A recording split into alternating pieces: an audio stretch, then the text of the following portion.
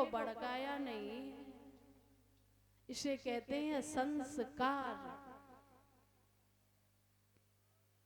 कहने लगी ये बेटा सही तो कहा है, तेरी मौसी नहीं है, तेरे पिता नहीं है, बेटा तेरा पिता तो वो परमात्मा है जिसकी गोदी तो क्या तीनों लोगों का राज्य मिल जाएगा मेरे लाला।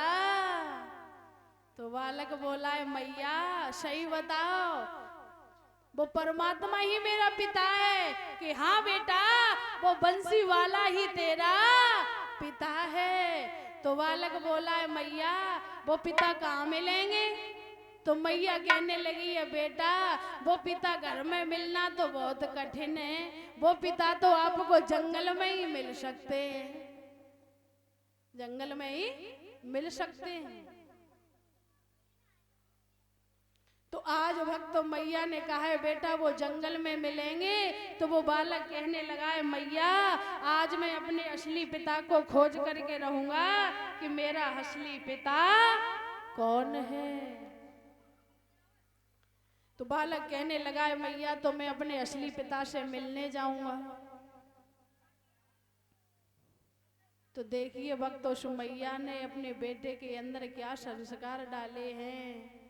आ जाए कथा मेरी और आपकी मैया, इन चीजों को अपने हृदय में धारण करना, ये आगे चल करके आपको भक्तों बड़ा ही आनंद देंगी ये बातें। कि अगर और आजकल की माताएं होती ना, अगर किसी ने थप्पड़ भी मार दिया चाची ने या चाचा ने, बाप रे बाप हंगामा इतना करती है ना कि कुछ बोलो ही ना। लेकिन धन्य सुनीति को कि बेटे के गाल में थप्पड़ देने के बाद भी बोला है बेटा तेरी मैया ने कुछ नहीं कहा है। देखिए भक्तों माँ चाहे बेटे को इंजीनियर बना दे और माँ चाहे तो बेटे को गधा बना दे। बच्चे को बिगाड़ना और बच्चे को बनाना माँ का कर्तव्य होता है।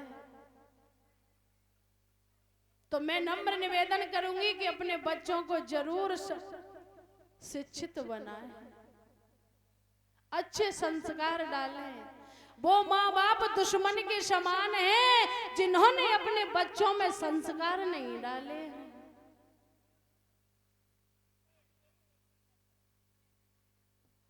उनके बच्चे उसी प्रकार अपमानित होते हैं जिस प्रकार हंसों के बीच बगुला अपमानित होता है। जिनके बच्चों में संस्कार नहीं है तो आ जाए श्लोक में भी बताया गया है माता शत्रु पिता वैरी ये न वालो पाटत है नहीं शोभते सभा मध्य हंस वदे बको यथा। वो माँ बाप दुश्मन के समान हैं जिन्होंने अपने बेटों को अच्छे संस्कार नहीं दिए, अच्छी सीख नहीं सिखाई है और अपनी संस्कृति उनके अंदर जागृत नहीं की है। उनके बच्चे उसी प्रकार अपमानित हो जाते, हंसों के बीच बगुला होता है। मैया चाहे तो बेटे को भक्तों इतना ज्ञानी बना सकती है। बेटा एक बच्चा सफेद चादर के समान होता है, अगर अच्छी माँ होगी ना तो उस चादर में जितने रंग चाहेगी उतने रंग चढ़ा देगी, उस बेटे को गुणवान बनाएगी। इतना बाप का फर्ज नहीं पड़ता जितना माँ का पड़ता है, जितना माँ का पड़ता है। मेरी मैया यहाँ से कुछ न कुछ दो बातें जरूर लेकर के जाना कि अपने जीवन में उन बातों का धारण करना जिससे आपके बच्चे अगर संस्कारी बन जाएंगे ना तो आगे जिंदगी में रोना नहीं पड़ेगा। जिनके बेटे के अंदर संस्कारी है बेटा तो समझ लीजिए सब कुछ है। पूजा चरण की नहीं आचरण की होती है। किसकी? आचरण की। पूजा कभी चरण की नहीं करते हैं, न चरण किसी के छुए जाते हैं। योग्यता की पूजा होती है, आचरण की पूजा होती है। भगवान श्री राम आचरण से पूजे जाते हैं, ना कि चरणों से पूजे जाते हैं। अगर योग्यता है, बच्चा चाहे 20 साल का हो या 18 साल का हो, अगर बेटे के अंदर योग्यता है तो वो पूजने के योग्य है। बेटा चाहे बूढ़ा हो जाए, अगर उसके संस्कार बेकार हैं तो उससे बात करना भी बेकार है। तो इस समाज में संस्कारों की कमी है मैया।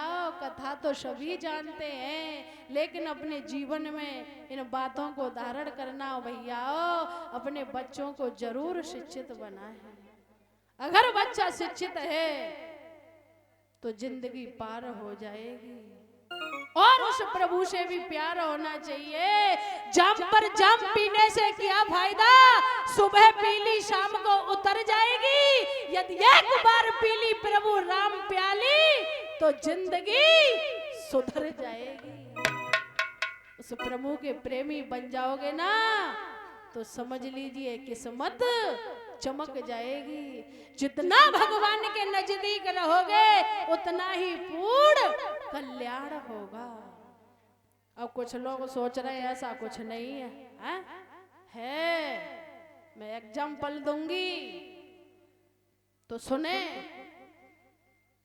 चलती चाकी देख कर गया कबीरा रोए, और दो पाटों के बीच में साबुत बचान तो जिस प्रकार मेरी माताएं चाकी चलाती है ना, जिसके अंदर दो पाट होते हैं ना, जब चलाती है ना दाना तो सारा पिस जाता है। ये रहा आपका साधा दृष्टांत, साधारण।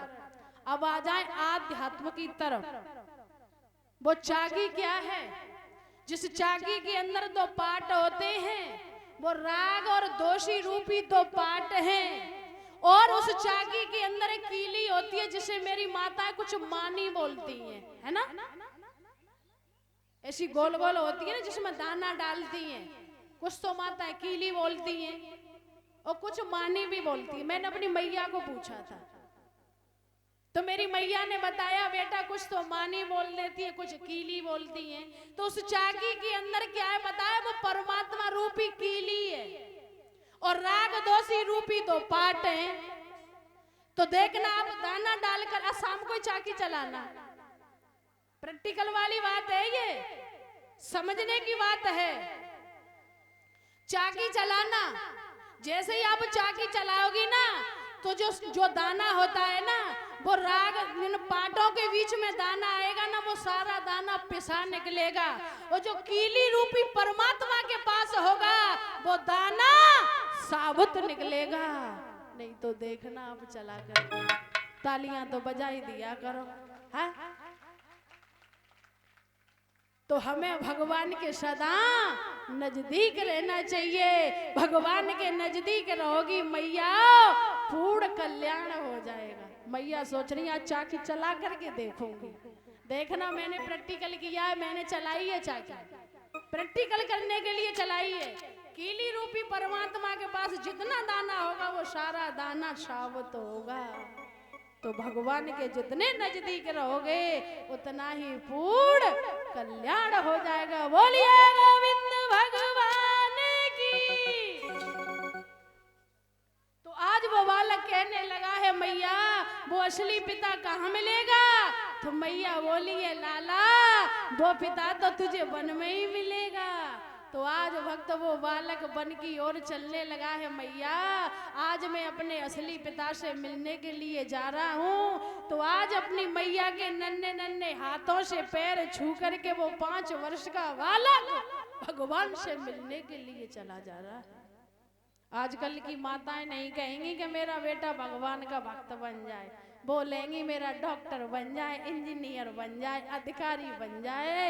लेकिन धन्य सुनीति को कि जिसने भगवान से मिलने के लिए भेजा है। अगर भगवान मिल गए तो इंजीनियर क्या, जिंदगी चमक जाएगी। तो आज वो बालक अपने मैया के चरण छू करके चला है मैया मुझे आशीर्वाद दे दो, आज मैं अपने असली पिता से मिलने के लिए जा रहा हूं। तो कैसे चला है बालक?